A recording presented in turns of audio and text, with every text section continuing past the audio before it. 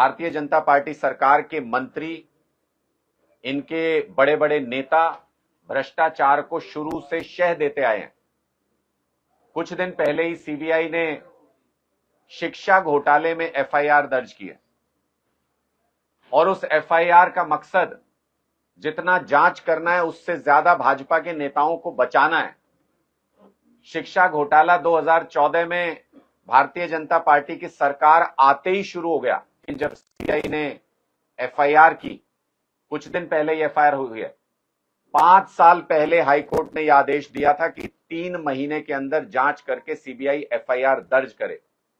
ऐसे सबूत मौजूद हैं, ऐसे आंकड़े, ऐसे फैक्ट्स हैं उस केस के अंदर कि सीबीआई को रिपोर्ट दायर करनी पड़ी, एफआईआर दर्ज करनी पड़ी, लेकिन एफआईआर दर्ज करने में 5 साल लगा दिए सीबीआई ने कोर्ट के आदेश के बावजूद, क्योंकि बड़े नेताओं को बचाना था। जब सीबीआई ने यह माना कि बड़े पैमाने पर इसमें भ्रष्टाचार हुआ था, बहुत सारे अधिकारी इसके अंदर इन्वॉल्व हैं, इनके बच्चों की वर्दी का पैसा, मिड डे मील का पैसा, वजीफे का पैसा, ये सब कागजों में दिखा करके भ्रष्टाचार में हड़प लिया गया, तो ऐसा कैसे संभव है कि पूरे हरियाणा में यह घोटाला हो और उसके ऊपर उस वक्त के शिक्षा मंत्री का हाथ ना हो, उस वक्त के मुख्यमंत्री का हाथ इस घोटाले के ऊपर ना हो? ऐसा संभव नहीं है।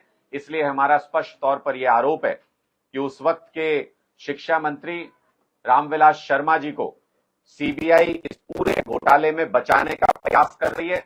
कोर्ट को इसमें हस्तक्षेप करना चाहिए कि कैसे सरेआम नेताओं को बचाया जा रहा है। और यह सिर्फ एक मामले में नहीं होता है, बीजेपी के किसी भी घोटाले को, किसी भी चीज को उठा के देख लीजिए, जब भी इनका भ्रष्टाचार पकड़ा जाता है, ये उसको अधिकारियों के ऊपर टाल करके निकल जाना चाहते हैं, अधिकारियों को शिकार बनाते हैं, सस्पेंड कर देते हैं, जेल में डाल देते हैं, लेकिन कभी किसी नेता का नाम भारतीय जनता पार्टी के इन्होंने भ्रष्टाचार में नहीं आने दिया। एजेंसियों का दुरुपयोग कर रहे हैं।